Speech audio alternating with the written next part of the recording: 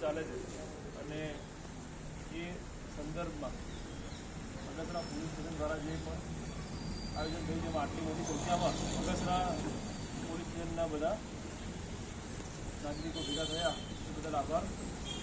ટૂંકમાં વાત કરીશ, બોલવાનું ઓછું છે, તમારા તરફથી કદાચ હોય તે વધારે આવકારદાયક છે. આ જે ડ્રાઈવ આખા ગુજરાતમાં ચાલે છે એનો મેઇન મોટિવ લોકો સુધી એક જાગૃતતા, સાચી સમજ.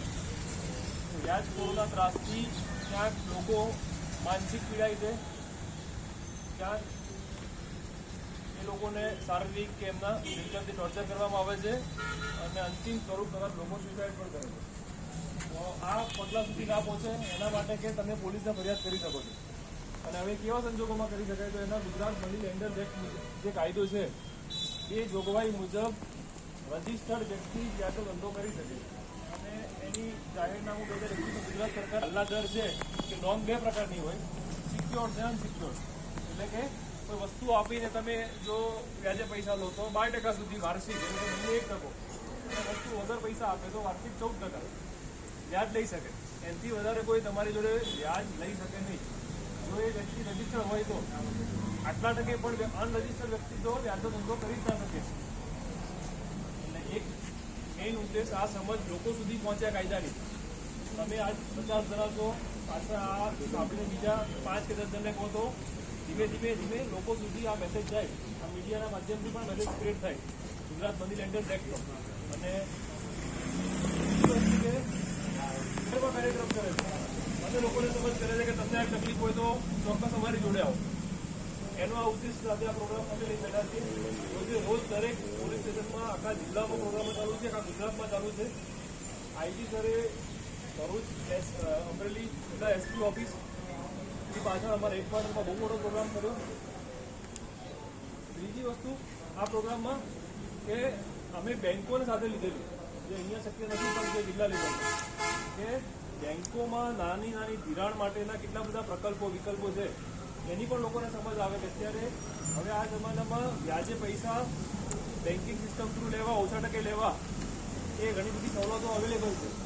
તો લોકોને હજુ જે જૂનવાણી અમુક લોકો પાસેથી ઊંચા વ્યાજ દરે પૈસા લઈને એના 20%માં બહાર કાઢવા અને સાચો રસ્તો દેખાડવા, આવા આશા સાથે આજે તમને બધાને બોલાવ્યા છે. તો મારી વાત અહીંયા પૂરું કરીશું, પણ તમારા તરફથી કદાચ કોઈ આ બાબતમાં સજેશન, કોઈ આપના તરફથી કોઈ રજૂઆત વ્યાજખોરમાં અથવા લોન સંદર્ભમાં કોઈ હોય તો જણાવી શકો છો. અવારનવાર આપણે નાની મોટી ફરિયાદો હોય એના નિવારણ લેવામાં આવે. બરાબર. તો એ સાહેબ પણ કોઈની હોય પર્ટિક્યુલર કે જે લીગલ નથી તો એપ્લિકેશન સ્વરૂપમાં અમારી પાસે મોકલી આપો. એના અંદર હકીકત સાહેબ 20-25 હજારની લોન લેવી હોય તો પણ માનો 1000-2000 રૂપિયા તો સાહેબ નો ડીમાં જતા રહે. ટેકનોલોજીનો જમાનો છે, બધું લિંક હોવું જોઈએ. એમને ખબર પડી જોઈએ કે આટલી બેંક ચાલુ છે, પણ હવે એ વસ્તુ બધામાં હું કમેન્ટ નહીં કરી શકું. પણ એમાં ઇલીગલ હોય તો અરજી કરું, તમે એ ચેક કરાવજો. એટલે અમે અત્યારે લીધા હોય તો ખોટા લગે સાચા લીધા. અમારો વિષય નથી એ. અને સાહેબ એમની કોઈ પહોંચ નથી આપવામાં આવતી. એ તમને શું કરે ખબર, ફરજ પેટે પૈસા જમા લેવડાવે. કોઈ સરકારનો લીગલ એવો નથી કે આમનો નોટના ચાર્જ લેવો છે. આજે મંડળી અહીંયા બગસરામાં લગભગ 10 થી 12 ચાલે છે, પણ એકેય નોટના પૈસા નથી લેવી. 10 રૂપિયા નથી લેતી, મંડળી નથી લેતી. અમારા ધ્યાનમાં ટૂંકમાં બેંકો છે ને એ વિશે 12% અને 14%થી વધારે. પણ અત્યારે આપણે મંડળીઓ હોય છે એ ઓલરેડી છે 18% તો લે છે. અને એની સેન્ટ્રલ કાયદા મુજબ સત્તા છે. જ્યાં સુધી મને ખબર છે સરકારી મંડળીઓને સત્તા આપવામાં આવી. આપણે સાહેબ આ તો હું registered money lenders Gujarat money lenders એક્ટની વાત કરતો હતો અને 12% અને 15% નક્કી કરે છે એમાં. અને સાહેબ એક બીજું વસ્તુ કે આ 20%ની વાત કરી અને તમે જે આ ઝુંબેશ પડી બહુ અતિ સરાહનીય છે. પણ સાહેબ એક બીજું આ ઓનલાઈન જુગાર, એમાં અત્યારે સાહેબ આ વ્યાજ ચક્ર કરતા અત્યારે એમાં નાનો વર્ગથી ઓનલાઈન જુગારમાં અત્યારે બહુ ફસાયેલો છે. તો સાહેબ એ ઓનલાઈન જુગાર છે એ બંધ થાય. પર્ટિક્યુલર કોઈ જગ્યા જાહેરમાં ગઈ છે એમને જોડે ના આવવું હોય તો ખાનગીમાં કહેશો, જેથી તમારું પણ કોઈ હિત ટકરાય નહીં. મેઇન પ્રોબ્લેમ એ જ થાય છે કે જાહેરમાં કહેવાથી કદાચ દુશ્મન અમારા બને કે અમને તકલીફ પડશે.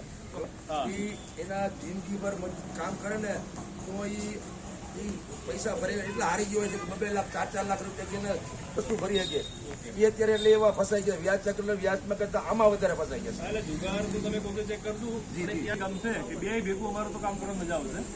એટલે એના માટે ખરેખર પછી આપણે સારી વાતો કરીને છૂટવા પડીએ એના કરતાં બેટર છે કે અમારા સુધી પહોંચાડજો વ્યક્તિઓની કે બધી માહિતી, તો ગમશે.